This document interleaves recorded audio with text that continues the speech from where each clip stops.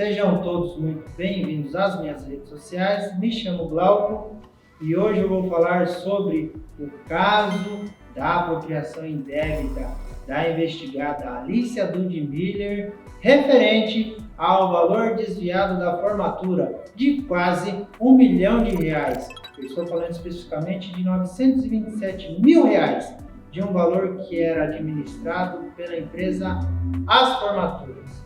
E o que acontece, pessoal? Ela acreditou que ela poderia administrar esse valor melhor que a empresa de formatura, a estudante de medicina da Faculdade de Medicina da Universidade de São Paulo. E tudo isso ocorreu no lapso do ano de 2022. Então ela solicitou para a empresa As Formatura esse valor, porque parece que a empresa As Formatura ela ia pagar algumas coisas ali, estava administrando alguns acertos em relação à formatura, da formatura e da realização do baile que está programado para ocorrer em 24 de janeiro de 2024.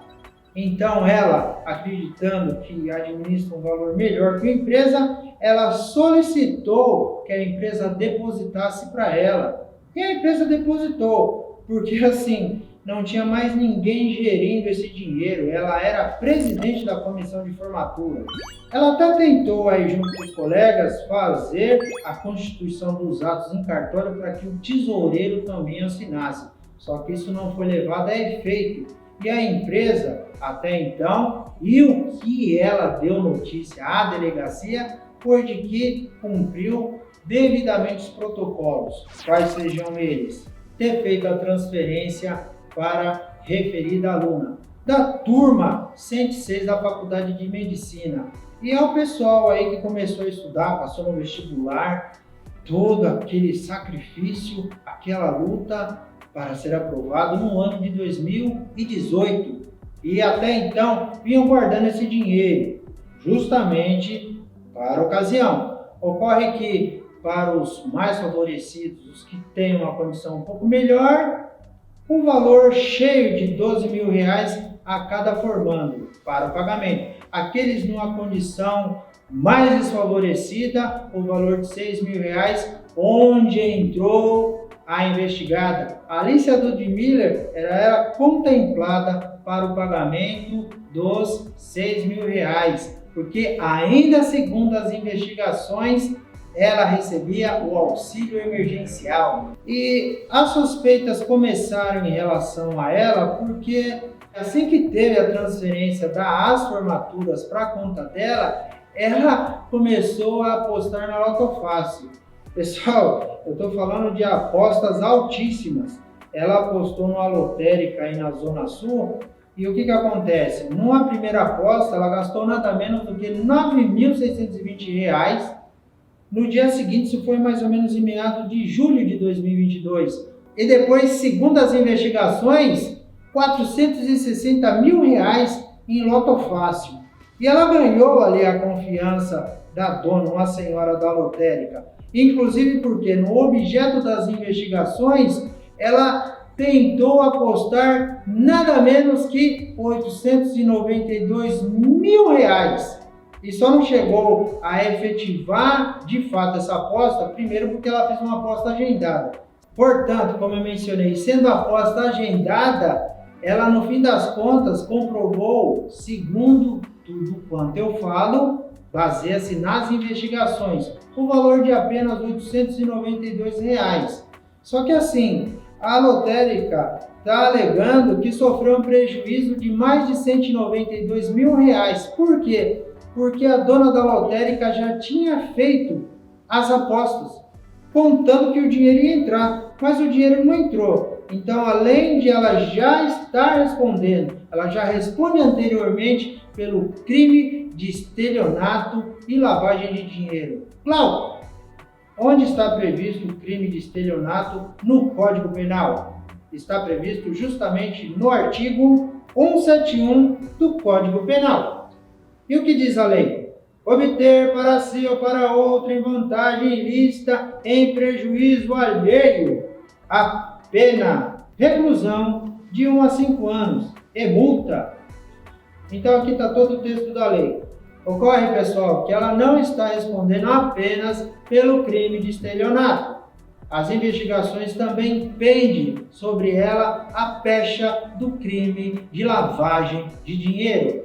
E onde está isso na lei? Está justamente na Lei 9613, de 3 de março de 1998.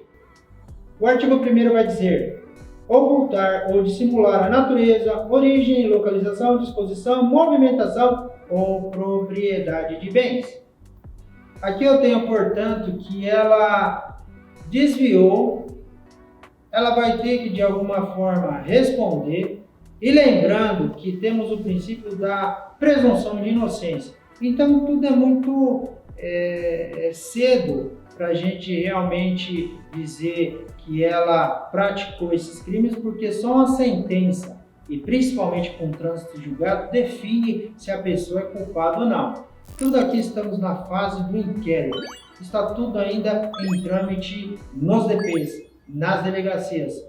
Posteriormente haverá a persecução penal e a remessa dos autos ao Ministério Público, que dará então sentido a essa persecução penal. E eu quero frisar o seguinte, que o que foi levantado das investigações é que ela mentiu, segundo o próprio procedimento investigativo. Por quê? Porque em uma das conversas de WhatsApp, ela fala o seguinte: ela falou que tinha investido dinheiro num banco chamado Sentinel Bank, isso no grupo de WhatsApp. Pessoal, estou escrevendo para dizer que não temos dinheiro, com toda a dor, culpa e arrependimento que vocês podem imaginar. Mas acho que sabendo disso agora, vocês devem querer seguir enfrentando isso sozinhos. E compreendem. Mas gostaria de dizer que eu me disponibilizaria para resolver tudo ainda. Não sozinha, óbvio. Sei que errei nas coisas que fiz sozinha.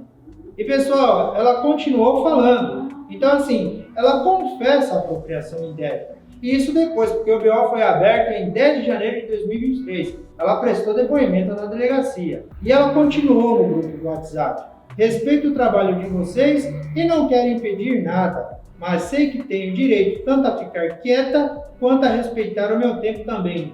Senhores, ela não tem só esse direito, isso está esculpido na nossa Constituição Federal, o princípio da presunção de inocência. Quer dizer que a pessoa ela é considerada inocente até que as provas e todo um conjunto e o bojo probatório digam que ela é culpada. Aqui não é diferente.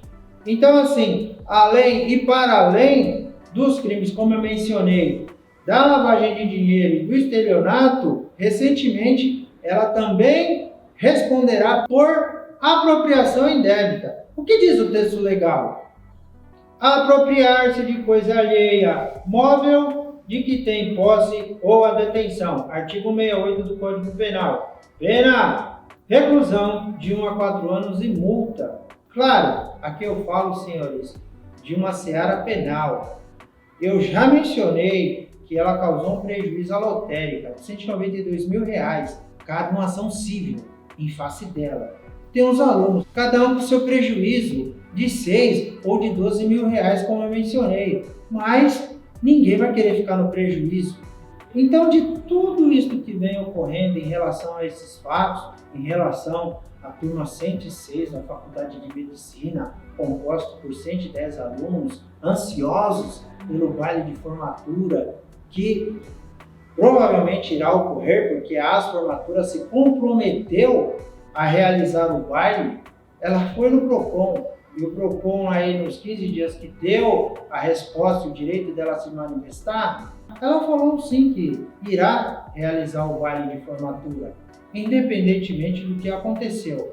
Fato é que numa situação dessa, a orientação que eu passo àqueles que estão se formando é justamente manter e procurar empresas sérias que administrem o valor, que administrem o dinheiro. Nunca deixar uma quantia extremamente elevada como essa na mão de uma única pessoa.